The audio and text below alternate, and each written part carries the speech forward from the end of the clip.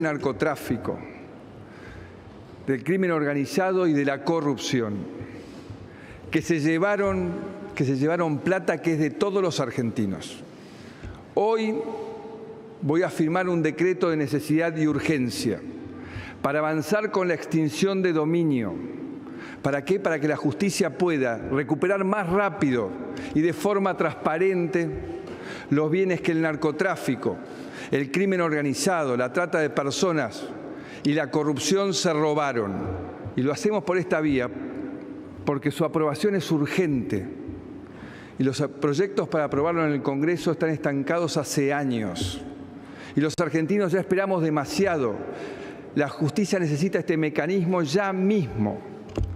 Los criminales tienen que devolver hasta el último bien que se llevaron ilegítimamente. Y que sepan que en la Argentina hoy el que las hace las paga. Bueno, frase contundente del presidente Macri, el que las hace las paga. ¿Qué dice este proyecto? Después vamos a avanzar de por qué, ¿no? Pero ¿qué dice el proyecto DNU, Martín Yever? Sí, bueno, básicamente autoriza a la apertura de un proceso civil cuando se interviene en una causa vinculada a delitos complejos en las que hay dinero, casas, autos, barcos, lo que sea incautado. Autoriza a abrir una causa civil paralela para determinar si esos fondos fueron bien o mal habidos y en caso de que se determine que son fondos producto de la aplicación de un delito complejo, sí, pasan a la titularidad del Estado. Se crea una fiscalía nueva ante la cual el fiscal que inicia una causa por, digamos, corrupción o narcotráfico puede denunciar y permitir la apertura de esa causa en el fuero civil.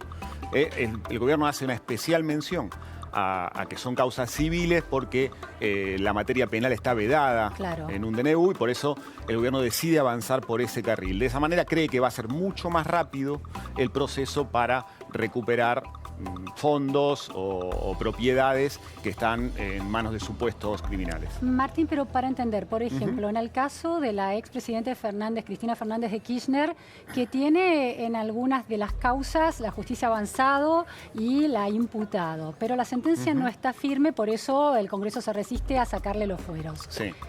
¿Cuándo puede el DNU aplicarse si la sentencia no está firme? Bueno, lo que hace el DNU es dividir el proceso penal del proceso civil, de este nuevo proceso civil. Y acá está gran medida la polémica, el nudo de la polémica, porque el Senado se había negado a avanzar en una reforma en este sentido, porque el gobierno dice, bueno, a mí no me importa la culpabilidad penal, si es responsable o no de los delitos de los que se lo acusa, sino que quiero ver si sus bienes fueron habidos o no de manera legítima. De manera que se invierte la carga de la prueba en esta segunda causa, digamos, esta causa civil, y el acusado de ese delito de corrupción o de narcotráfico tiene que demostrar cómo consiguió esos bienes. Ahí hay una gran polémica, se genera una gran polémica porque en el Senado, de hecho, un proyecto con este casi mismo contenido que se había aprobado en diputados, se frenó y se modificó porque los senadores, ¿qué decían? Bueno, no se puede prejuzgar, no se puede... La presunción de inocencia, claro, ¿dónde está? Se pierde la presunción de inocencia, se avanza en una investigación que en definitiva, aunque sea en el fuero civil, va a terminar diciendo que una persona X es responsable, robó, digamos, claro, esos bienes que tiene no son propios y deben ser recuperados por el Estado. Entonces dice, ¿cómo se puede avanzar sobre esa decisión si todavía no se determinó la culpabilidad penal? Y supongamos que del lado de la culpabilidad penal se establece que no es culpable, que es inocente. ¿Qué sucede con esos bienes que el Estado de alguna manera empezó, no sé si es expropiar la palabra o cuál es la palabra? Es extinguir el dominio, justamente. O sea, quitarle la propiedad, el título de propiedad que esa persona tenía sobre una casa, pasa al Estado y el Estado después puede rematarlo, por ejemplo, y usar ese dinero para hacer una escuela. Se produce otro conflicto legal, ¿no? Entre la ley penal o la sentencia penal y esta sentencia civil. Es uno de los problemas importantes que va a tener este DNU para ser aplicado efectivamente, ¿no? Otro es la retroactividad. ¿Hasta qué punto, por ejemplo, podría abrirse una causa por los bienes? Vos nombrabas antes a Cristina Kirchner. Si alguien quisiera determinar si sus propiedades fueron producto de alguna de las causas en las que está involucrada, lavado de dinero, lo que fuera, alguno de estos delitos complejos que entrarían en esta ley. Bueno, ¿pueden ahora, con esas causas ya iniciadas, abrir esta nueva vía? Claro, bueno, la retroactividad ahí también hay una zona gris en la que no está muy claro cómo va a funcionar. Y la otra es si está justificada o no la necesidad y urgencia del decreto cuando hay una ley que se está tratando en el Congreso y que se aprobó, si bien es cierto lo que dice el gobierno y lo que dice el presidente, de que lleva ya varios años esta discusión sin zanjarse. Hace 2 meses o 3 meses el Senado aprobó una nueva versión de esa ley que volvía a diputados, y diputados tenía la potestad de volver, de insistir con su proyecto, y es más o menos esto que el presidente aprueba por DNU, transformarlo en ley. ¿Y no hay en ese sentido una injerencia del Poder Ejecutivo sobre el Poder Legislativo que está tratando debidamente un proyecto de ley, independientemente de que la ciudadanía o de que cierta parte de la clase política esté en desacuerdo con la lentitud del tratamiento, pero está siguiendo un trámite parlamentario normal? Sí, ahí hay uno de los puntos débiles de este decreto, ¿no?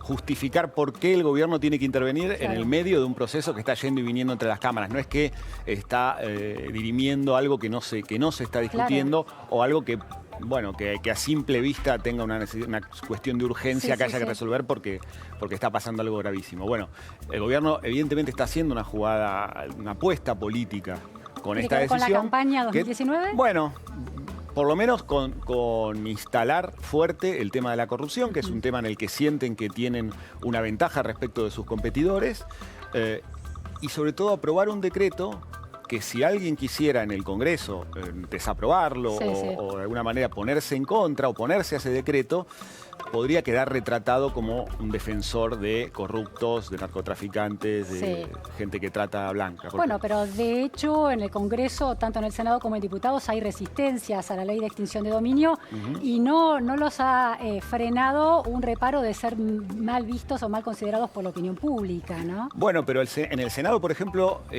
hubo una presión muy fuerte del oficialismo para exponer esa lentitud y esa falta de vocación del bloque peronista y el bloque kirchnerista por aprobar el proyecto, y de hecho esa presión tan fuerte hizo que Pichetto terminara negociando una versión de la ley de extinción de dominio que fue la que terminó aprobada, porque sentía esa presión política de decir, bueno, está defendiendo a los corruptos. La versión que aprueba el Senado y que volvía ahora a diputados es bastante distinta. Trata el tema en el fuero penal y lo pone en paralelo a la condena. O sea, requiere que exista una condena en primera instancia, no firme, pero bueno, en primera instancia, para que pueda iniciarse el proceso de extinción de dominio. O sea, estaríamos hablando de algo que se extendería muchísimo más en el tiempo, pero por lo menos podría salvar, en la visión de los senadores peronistas, podría salvar este problema que hablábamos antes de la presunción de inocencia. El decreto que acaba de dar a conocer el presidente Macri, la letra del decreto se parece bastante al proyecto original. Sí, se parece mucho al proyecto que, impulsado por Cambiemos, había sido aprobado en la Cámara de Diputados y que, insisto, la Cámara de Diputados tenía o tiene todavía la posibilidad de insistir con su proyecto y podría conseguir la misma mayoría que lo aprobó originalmente y ratificarlo como ley. Por eso te decía que hay una vocación del gobierno de ponerse al frente de esta discusión y decir, es una iniciativa mía como gobierno y no una aprobación parlamentaria en la que está Cambiemos y algunos otros bloques, porque podrían haberlo hecho el 2 de marzo, cuando se inicien las sesiones ordinarias, o incluso antes, si se incluyera en un temario de extraordinarias. De todos modos, es cierto que en un año electoral va a ser muy difícil que el Congreso apruebe casi ninguna ley. Y eso también es una de las especulaciones que hace el gobierno para decir, se justificó el decreto. Martín, en el caso de que el tratamiento de la ley, del proyecto de ley en el Congreso avance y finalmente se sancione, ¿cómo juega una ley con el mismo tema, que es extinción de dominio, contra un decreto de necesidad de urgencia? ¿Lo anula automáticamente? Bueno, ¿Cómo impacta en eso? Sí, ahí pasaría pasaría a tener preeminencia la ley, evidentemente. Sí, el tema hay que ver cómo se plantea esa discusión ahora en el Congreso. ¿Tiene vocación ahora el bloque de Cambiemos de ir a presionar por esa ley? Porque claro. digo, si Cambiemos no la impulsa, la aprobación de la revisión de lo que se aprobó el Senado...